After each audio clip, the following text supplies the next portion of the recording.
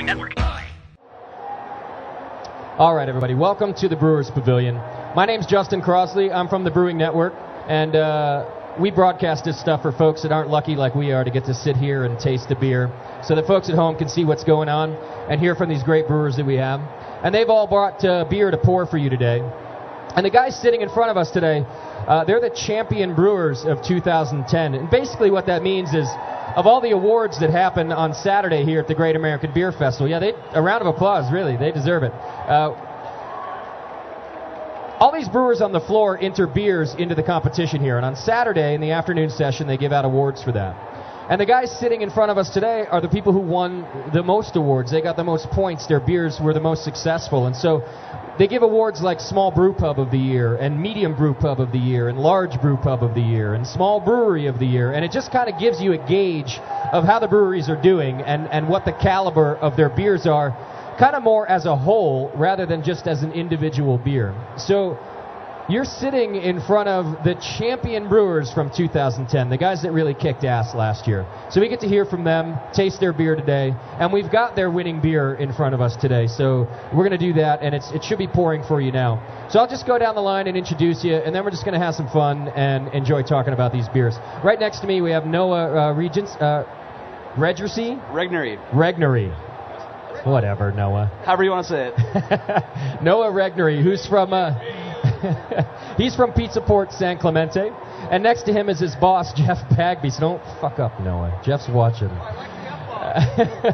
It's all right. He fucks up enough anyway. It's fine. That's Jeff Bagby. He's from Pizza Port Carlsbad, and he's kind of the brewing director of all the Pizza Ports. And then next to Bagby, we've got Dan Burek, and he's from Squatters and Wasatch in Utah, both of the breweries. Salt Lake City. It's kind of fun.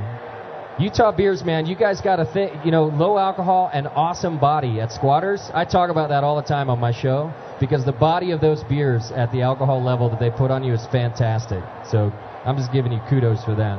All right, and then we've got Dylan Schatz next to him. He's from Mad River Brewing Company. He's hanging out with us today. Victor Novak, he's from Taps. Taps, Cincinnati. Is it Cincinnati? No, it's Orange County, Southern California. Oh, Southern California. Got it. All right. And then finally, we've got Keith Villa, who's the founder of Blue Moon, the beer, as well as the beer company. They're a division of Miller Coors.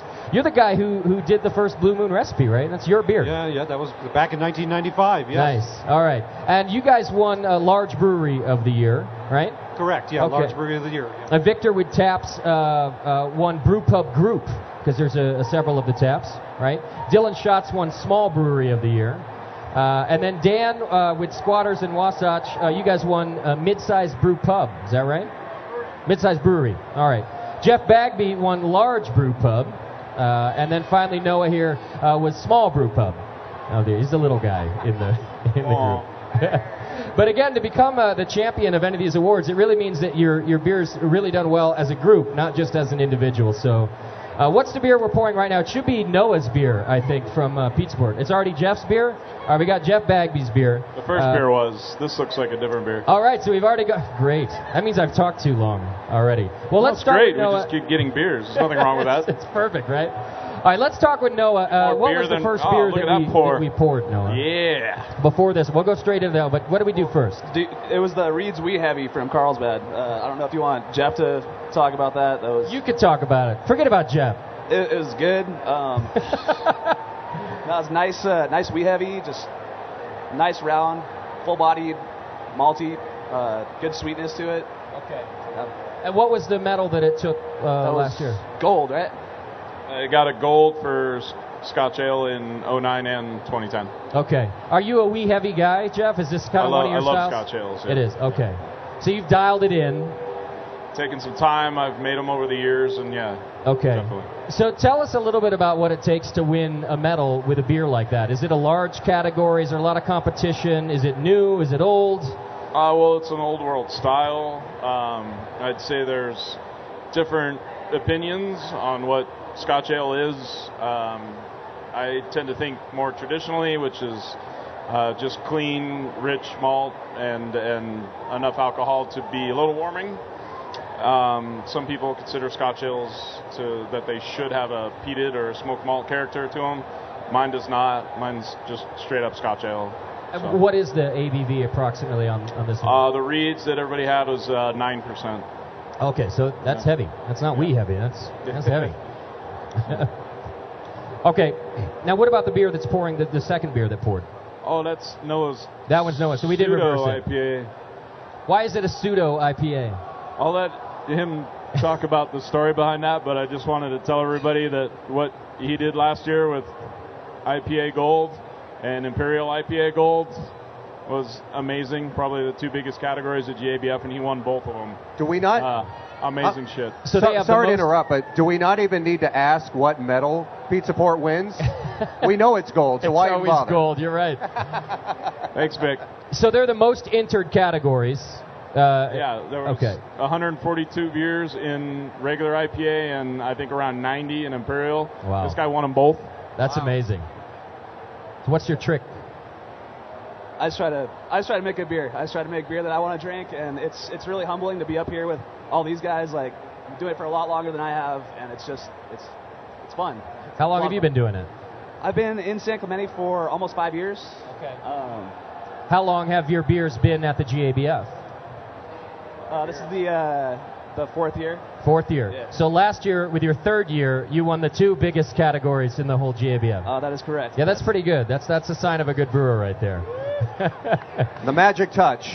And one of those beers is the beer that you should have in your glass. So tell us more about the beer. The IBUs. Give us as much as you can. We don't actually measure IBUs. It's hoppy. Why don't you measure? Is it fake science? We just kind of go for the feel. It takes a lab. I see. You don't have a lab. We don't have that capital. It's a 6.7% American IPA. Just try to go for something dry, citrusy, little piney. Just nice beer, easy to drink. What kind of hops? I could tell you, but I would have to kill you. No, it's Simcoe, Amarillo, Cascade, and Columbus. So half of the hops you can't get anymore. Yep. that is also correct. You're going to do great this year, Noah. Yeah. Did you have to replace any of the hops, or were you able to get more Simcoe and Amarillo? Fortunately, we were able to come up with enough to make it happen. Okay. Yeah. And did you enter this beer again this year? I did. You did? Yes. So we could get a repeat. I'm not even going to pretend like I expect anything right. like that. But, don't jinx yourself. Okay. There's 178 beers in IPA this year. Wow. That's Did everybody here enter an IPA into the GABF? No, no. I don't even try. Almost, you said forget it. I'll do maybe pale ale, but IPA, I just concede. Just give it to the back. So you go for the small category. You know your strengths and your weaknesses, and I give that to them absolutely. All right, let's talk to Dan Burek. What beer are we pouring from you today? It's Squatter's Hell's Keep. It's a Belgian strong golden ale. Okay. And this won what last year? This won a bronze last year. Okay, fantastic. Tell us about the beer. Well, the beer is not being poured this year, so it's kind of unique to this tasting tonight. And probably the most fun thing about this beer was we love, the golden strong ales. And so, but in order to make it, we had this huge tasting. We tasted like 5 or 6 different Belgian-style yeasts. And so we had a bunch of brewers. We just got around a big table, and it was very blind. Our brew pub brewer, Jenny Talley, she did this nice base beer with all these different yeast strains. And so we got to go through them very methodically, boom, boom, boom, boom. And so we really took our time in picking the yeast, because the beer itself is quite simple. It's just a bunch of pale malt, some noble hops, and mid-range BUs, nice alcohol level, 7.75, but the whole deal is in the yeast. And so we just concentrated on the yeast, had fun with it, and picked out what we believe is just a great Belgian yeast strain. And there it is, right there. Yeah, sure. And that's what's been fun for us. Do you care to reveal that yeast strain? Yeah, tell us the yeast. Are we allowed to? It's the West Mall. All right. West Mall. West Mall is awesome. Wow, that's a great strain. And now, also with such a yeast-driven beer, and when you're looking for different flavors from the yeast, the temperature that you ferment is pretty important too. Did you guys experiment with that? We did. It's just low 70s. Okay. Low 70s. All right, so still pretty warm to get all the flavor out of it? Yeah, okay. Exactly. Well, nice job. A nice bronze for that. And what's the alcohol content of that beer? This is 7.75. So is there a way that you could briefly explain to me how that works? You're allowed to bottle beer of higher content? Is that in Utah? I mean, that's kind of the thing people don't fully understand about Utah beers is we brew a lot of 4% beers, but we brew a tremendous amount of higher alcohol beers as well. It's just that our higher alcohol beers have to be sold to the states of Utah and sold through their state systems in the wine stores and the liquor stores. Well, that makes all the sense. Never mind. No, at least I get it though. Because now, what about on tap at Squatters? It has to be. Yeah, all the draft beer in Utah is 4%. Okay. But you oftentimes restaurants, our brew pubs, we all have higher alcohol beers on the menu, but they just happen to be in the bottle. Okay. In 750s and 12 ounce bottles, whatever. Sure. Well, my second trip to GABF, I drove, and one of my favorite stops was Squatters, like I said to you at the beginning, and it was because I was just really amazed at the full flavor of those beers that Jenny has to work with, keeping it, with a limit. And not all the brewers have so many limits to work with, so yeah, I was impressed. Well, early on, we didn't brew a whole lot of higher alcohol beers, and so we had to brew a lot of 4% beers, and I really believe in my heart it made us better brewers. Okay. I mean, it's like, we have a 4% Pilsner that we've done well with at the GABF, Provo Grill Pilsner, and if you're going to make a 4% Pils, it's like going to the beach with the Speedo on. You gotta have it together, if you're going to pull it off. So. It's a good analogy. Yeah. It doesn't make me thirsty, but it's a good analogy that you have there. So, yeah. All right, and then right next to you, keep that microphone this way just to help. That way, if we have questions, there we go. Dylan Schatz with Mad River Brewing Company. How you doing? What beer did you bring us today? Today we brought our flagship ale, our Steelhead Extra Pale Ale. Okay. And what did this win last year? Last year it took a silver medal, and 2008 it took a gold. Okay. So, what makes an extra pale ale as opposed to a pale ale? Ours is actually more of a golden or blonde ale, which is the category that we entered it in, and that's won in. So it's much lighter than your typical West Coast pale ale as far as hop character goes. It's more malty, just nice, smooth. We call it kind of a gateway beer for weeding Budweiser drinkers into the craft world.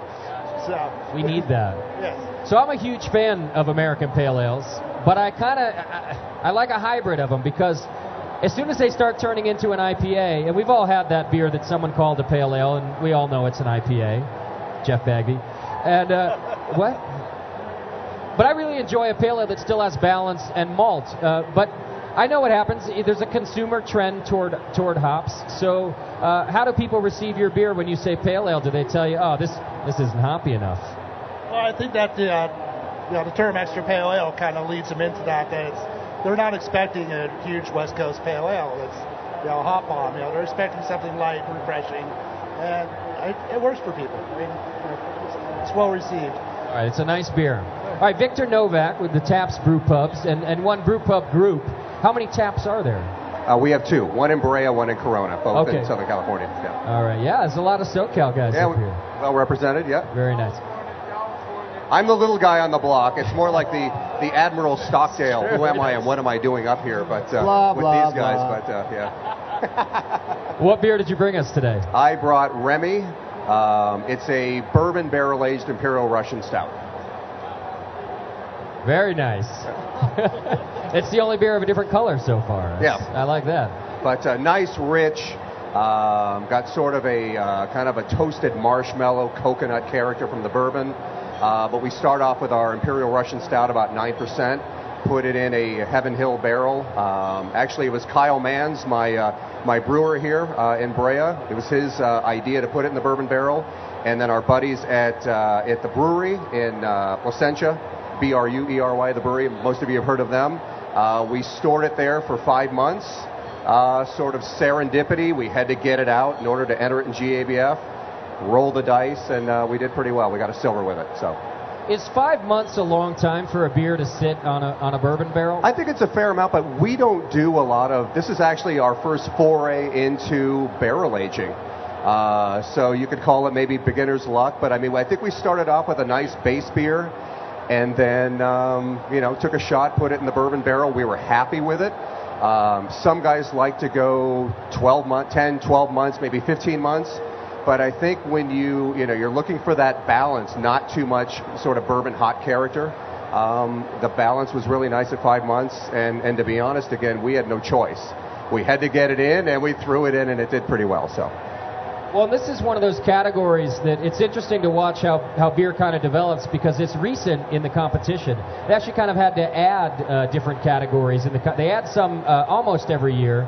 And the reason they add them is because of you guys. It starts to trend. There are so many breweries making a certain style that it just doesn't fit in another style anymore. And the barrel age category is kind of one of those examples.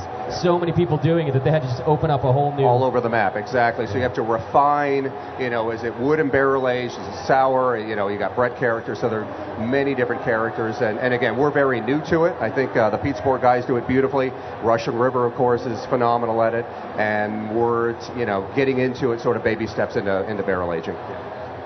All right, and then Keith Villa, of course, pouring Blue Moon for us. What category did you win with the Blue Moon? We entered our vintage blonde ale.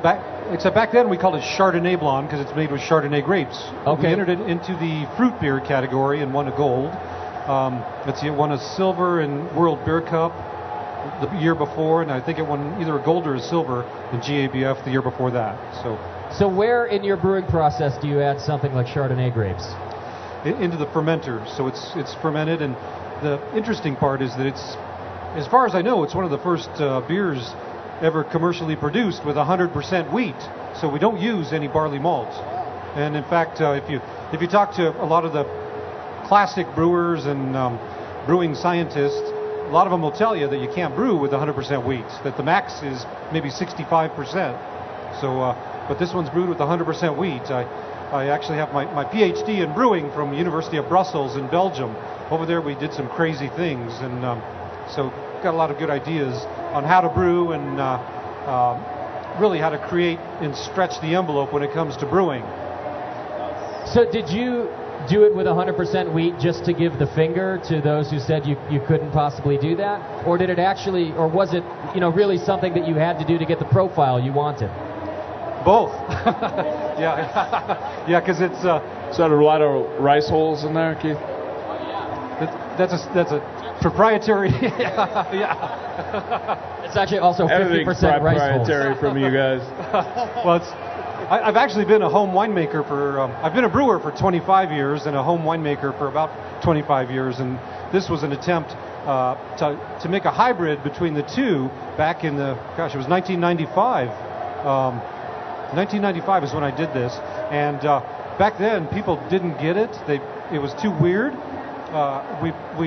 So I shelved the recipe, and then we rolled it out again about 4 years ago, and people started liking it. So in the course of 10 years, the market changed, and people really became open to really beers like that. Well, I'd like to see that. We talked about that in an earlier panel, too, just how much our tastes are changing. We're always looking for something new. So it doesn't surprise me that something that 4 years ago might not have worked is working just fine right now.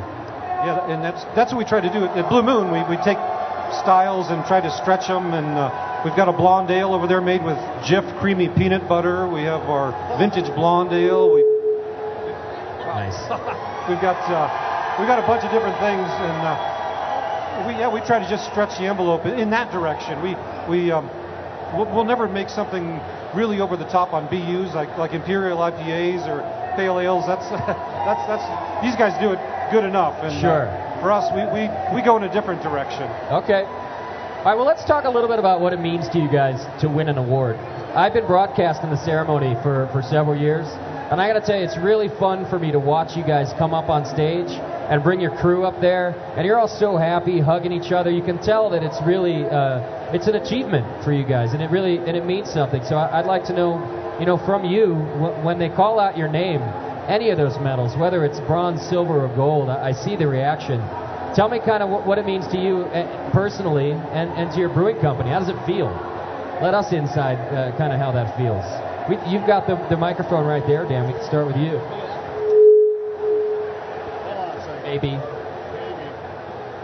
Well, why is it doing that? Here, how about just use mine? Let's get rid of that one.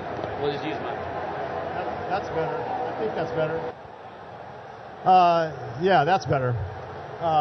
It's a really nice accomplishment. It's nice to be recognized by your peers. It's a reward for a lot of hard work.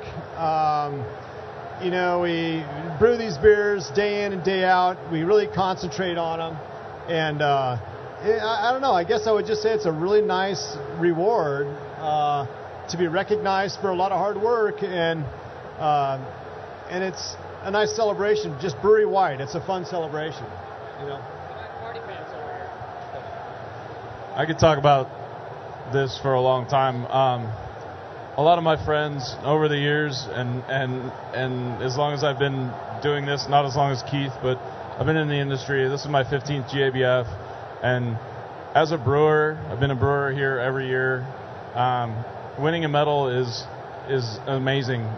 We know how many beers are entered into the competition. We know how difficult it is, and as brewers, we know that there's a blend of art and science that go into making a beer, and to know that you're recognized by people that are your peers. I know, at least I know Keith is a judge. I know that Dan's judging this year. I usually judge, but to be recognized by people, blind tasting, that are recognizing your beer and picking it as the number one beer or number 1, 2, 3 beer in that category at that time is it's unbelievable. It's a huge pat on the back, and it's nothing that I think anyone, and no offense, but if you're not an actual brewer, you can't fully understand what it feels like when they, I looked at him last year when he hit those golds for the IPAs, and I mean, there's never going to be a feeling like that again.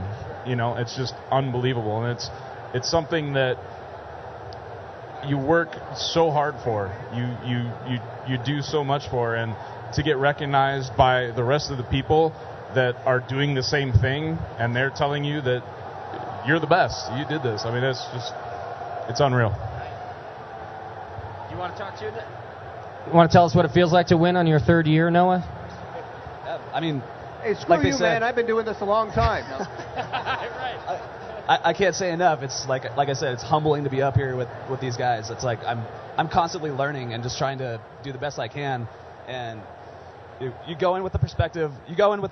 Of it's not about winning the medals. You're proud of the beer. There's a ton of great beer out there, and if you're able to have yours stand out, awesome. But bottom line is it's about being here, hanging out with your friends and colleagues, but winning's pretty amazing. It's good on top of that. Well, the other interesting part about it is, I mean, clearly the craft beer community supports each other. You guys, you work together, you do beer festivals together. And something that I notice over there all the time is how happy your peers are for you as well. I don't think I've ever seen a look of disappointment on another brewery's face. Sure, you wish your beer did well in that category, but... sometimes there's no silver medal. They just do no medal awarded for this category. That's true. But you guys really support each other, and you're happy for each other. So how about winning, though, one of these champion breweries? Because that really means that not just one of your beers, but maybe 5 of your beers or more has done well. And it kind of means that to me, it means you're a really well-rounded brewery. You're producing a lot of good beers, and now you're recognized by your peers for that. So anybody, you've got a microphone already, Dylan. Is there a difference between getting that single medal and becoming one of the champion breweries? Yes and no. I mean, winning a medal it's a huge accomplishment at this festival. Like Jeff said, there's so many entries here, so much competition. So coming through with anything at all is just phenomenal. Winning champion brewery of the year, for us, it was unbelievable. Yeah, we're a small brewery in Northern California, and the biggest thing that we took home with that was it was a victory for all of our local breweries up there. And we have there's not just us. There's 4 other breweries They all had great support for us. We have 6 rivers right here. Eel River, Lost Coast, Redwood Curtains, Newbury just opened up. And so for us, it was really a chance to take home a victory for our area. And so, and just unbelievable people. I mean, it was amazing. Okay. Now we've got a microphone for questions too, so if anybody has questions for these guys, we'll get to that. Say we got one coming up already, so before I ask another, we'll do that. Go for it. So Dan, what yeast did you end up using? Oh, it was the Westmalle, right? Is that what you said? The Westmalle yeast. Yeah, the good stuff. The Westmalle yeast is for the Belgian strong golden ale. There you go. Y yeast? I'm sorry? Was it Y yeast? The Y yeast. yeast Yes, Westmalle? thanks, John. John's our head brewer, John Lee, right there. You there. go. So from Y yeast. All right. You guys ask the questions, now John will just nod me the answers. Yeah. I love it. All right, if anybody has questions, line up at the microphone there. So here's a question I'm not sure it can be answered, but I hope somebody has an idea. You know, people enter the GABF year after year, and some never win a medal. Other brewing companies, you hear their name year after year. You see them on stage year after year. So what's the difference in how you're brewing beer? Is it an experience issue? Is it your mentors? I'm just curious how you can win year after year. There's luck. Is it luck? Well, I would have said there's luck absolutely a little bit of that. Absolutely. And why is that? Because of the judges, it's still personal preference? Why is it? Why luck? I'll take it. I think there's a little bit of luck, but I'll be honest, because is that not working? Oh, okay. I brewed on the East Coast. I brewed on the West Coast. We do 40 different beers. We do lagers. We do some barrel-aged stuff. And to be honest, I'm always massively impressed with the Pizza Port guys, because the reputation of San Diego is, they make great hoppy beer. But you look at what they win every single year, which is Foreign Extra Stout, German Pilsner. They run the gamut. So, yeah, there's luck involved, but certain breweries like Russian River and Firestone and these guys, it's a massive amount of skill. For us, I think we do a good job, and we make some nice beer, and we win a medal. We get blank some years, we win some others. But the respect I have for these guys, again, for the variety of styles they win for, tells me that they're extremely accomplished across the board. So, thanks, Vic. Yeah. It's one thing I wanted to say about Brewery of the Year. It has to, like Victor said, we do enter a lot of categories. We do make a lot of different styles. We have that ability as brew pubs to do, and it's really pretty difficult. There's a big guessing game that goes on with, you can enter as many beers as you want on the GABF. There's breweries on the floor today that have entered 30, 40, 50 beers under their name. You can only pick 8 beers that you can get points from that go to the Brewery of the Year award. A lot of people don't realize that or know that. So there's a guessing game involved with that, and you look at it, and we spend some time when we enter the GABF and looking at, what beers we're making, what's coming along the line, what's coming down, what we think is tasting right, what we have, locked away that's been stored or cellared but it's extremely difficult, and I said luck because we've been lucky enough to pick beers that have done well in these categories, and I mean, I'm dumbfounded with what we've done in the last couple of years. It's absolutely unbelievable. And the other thing is that I've got a lot of brewer friends who don't stick to styles. I mean, a lot of the gentlemen here stick to styles and brew great examples of those styles. Peter Buchart from New Belgium, he's a great brewer. He doesn't really stick to styles, and so some of his beers have never won medals, but he makes wonderful beers. Stephen Powell's from Boulevard, another one. He doesn't stick to true styles, but when he does do styles, he makes great beers. But he also makes great beers that have never won a medal.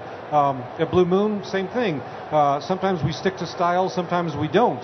And I think that's the other thing is brewers really are so varied. There's people from the whole spectrum, people who stick to styles, people who don't. We're like artists. We, our barley, our malt, our wheat, our ingredients are like our those are our paints, and then our canvas is our brew house, and we do different things. And some of us win medals, some of us don't. But I think when you understand what we're doing and why we do it, that's when you really appreciate it. And even if they don't win a medal, you appreciate what we do. And again, just like great artists out there in the music industry, I always relate brewing to music.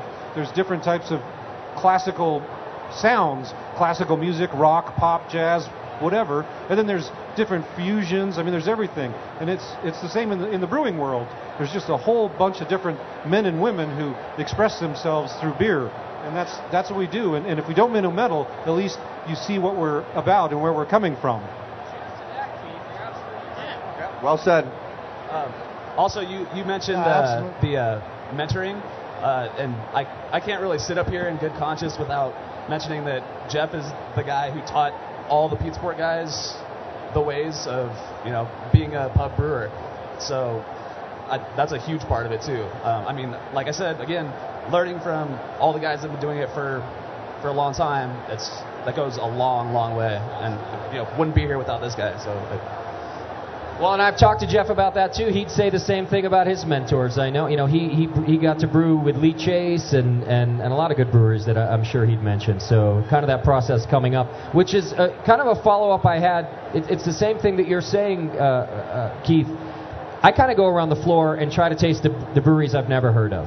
I really do. I go around to try the one I've never heard of. I know I can't get it home. They might be tiny, because it's really not all about the publicity. I know that somewhere, and every year I find some fantastic beer that maybe is out of style, so I'm never going to hear about it on stage. And I'm never going to hear about it in California either, because they're small and regional. But those are the breweries that I go look for when I come to the GABF. I try to find yours after the awards ceremony, but throughout the week, right, I'm going to these small ones to find the one nobody's talking about. Because there are tons of great brewers out there that just they don't get recognized, or maybe they don't win. They didn't have good enough luck to win an award this year, or whatever it might be.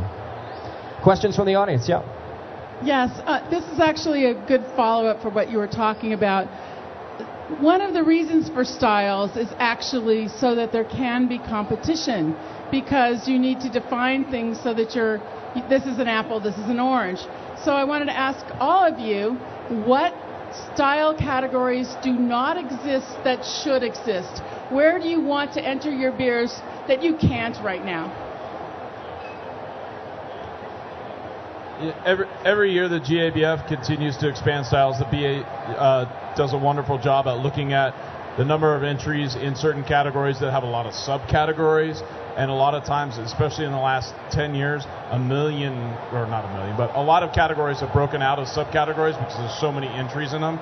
So they play very close attention to how that goes. And that's what continues to create. So, I mean, is there anything that I see that needs its own category? The only thing that pops into my head is Belgian Abbeys, because they're all under one category right now. Doubles, triples, quads are all in one category. And at the World Beer Cup, they're not. They're split up. But at the GABF, they're still under one heading. I mean, there's a lot of things, and they work really hard. Every time, everyone who's judged up here will tell you, after you judge, you get a comment sheet that the BA looks at, and Charlie takes and looks at and goes over. You can comment on what you think is wrong about a certain style guideline, or if you think the style should be busted up into more categories and things like that. So it's a constant evolving thing, and the BA does a really good job about expanding into styles. That's why there's over 4,000 beers in the competition this year. I mean, they're doing a very, very good job about expanding these things and letting the new beers in, and the beers that old world styles that are coming out, that are being remade, that are coming back into style. They're getting their spot. So it's happening. It's working. On top of that, there's also a category called experimental beers, where you can enter anything weird. We put our peanut butter ale in there. You can put chicken beer. You can put beer made with a slice of bacon. I mean, all kinds of things in there. So you got a PB&J beer coming later? We've got it. We've done it. Just to give you a feel, there's 83 categories right now, 84 if you consider the Pro-Am. And it just keeps getting expanded because of the commentary that gets fed back through BA members, judges, and so forth. But 83 is a bunch, and there's subcategories. So, but it's really fun, and they just keep getting more interesting. So, how many of you breweries up here have a Pro-Am beer in this year? Nobody? One of the brew pubs has one? I'm glad you mentioned it, just to point out briefly that, home brewing also drives these categories and all these brewers, and they were home brewers before. I know we got home brewers in the audience. And talking about innovation and pushing the envelope and getting to new beer styles, I'm a home brewer too, are really driving the industry to do that. And the Pro-Am category, adding that, I just thought was awesome because it gives home brewers a chance to go brew with their heroes at a brew pub and then enter their beer here and let the people vote on it. It's just a cool way for home brewers to get in on that medal-winning action and to, I think, also be thanked. I think every home brewer I've talked to that got to do a Pro-Am really feels like they were thanked for their part in craft beer. So we're just about out of time. If there's no more questions from the audience, I got to get us moving. But I wanted to thank each and every one of you, not just for spending time with us today and sharing your beer, but for doing what you do, because we get to come here and enjoy it and be beer geeks because of what you do. So really, from my heart, I thank you so much for doing all that stuff. Salud. You guys are great. Thanks for hanging out with us, everybody. I really appreciate your time. We got more panels every session this week, so come on to the Brewers Pavilion. You get to take a load off, and we'll serve you beer. Thank you for being here, and thanks to our champion brewers of 2010. I wish you all luck this year. Good luck.